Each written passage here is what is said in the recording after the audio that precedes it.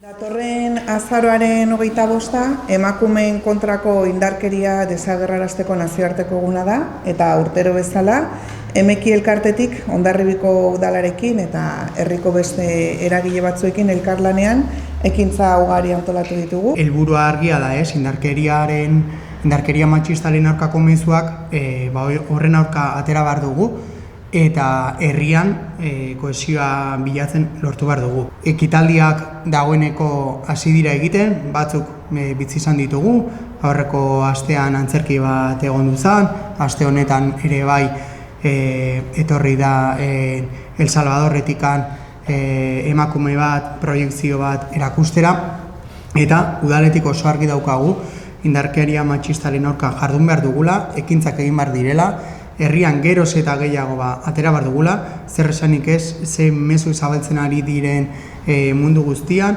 eta ematen du lortutako eskubide asko galtzear gaudera, orduan oso importantea da feminismoak aurrera egitea, eta denon artean lortu behar dugu hori. Beraz, udalaren partetik oso eskertuak esan bezala Emeki elkarteak urtero antolatzen dituen ekintza guztiekin, eta hor egongo garela.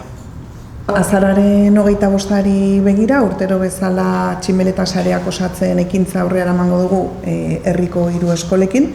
Ekintza hau hasieran ez zuen arrakasta handia izaten, eta poliki-poliki lortu dugu 3 ikastetxeetako haur eta irakasleak inplikatzea, eta bidaltzen zaie proposamen bat ikasleekin egunaren lanketa egiteko, hau da, bereiek ere jakin dezaten nondik datorren egun hau, zergatik ospatzen da azaroko 25, zein da iturburua, eta jatorria eta zein da helburua. Eta egia da lanketa handia egiten dutela, bai Talaia eskola, Egiluze ikastetxea eta Ama Guadalupekoa ikastetxea, eta urtetik urtera geroz eta aur gehiago etortzen dira, eta urtetik urtera sarea ere handitzen joan behar izan gera, lan asko ekartzen dituztelako. Egia da, egun honi begira bereziki eskatzen diegula, hemen Emekin ikusten dituzuen tximeletak ekartzea, zergatik. Azaroaren 25ean, Republika Dominikanako 3 ahizpa hil zituztelako, eta 3 ahizpa hauek ziren tximeleta ahizpak, bezala ezagutzen ziren, eta orduan azaroaren 25eko simbolo bada tximeleta morea. Horregatik beraiei eskatzen dugu tximeletak ekartzea,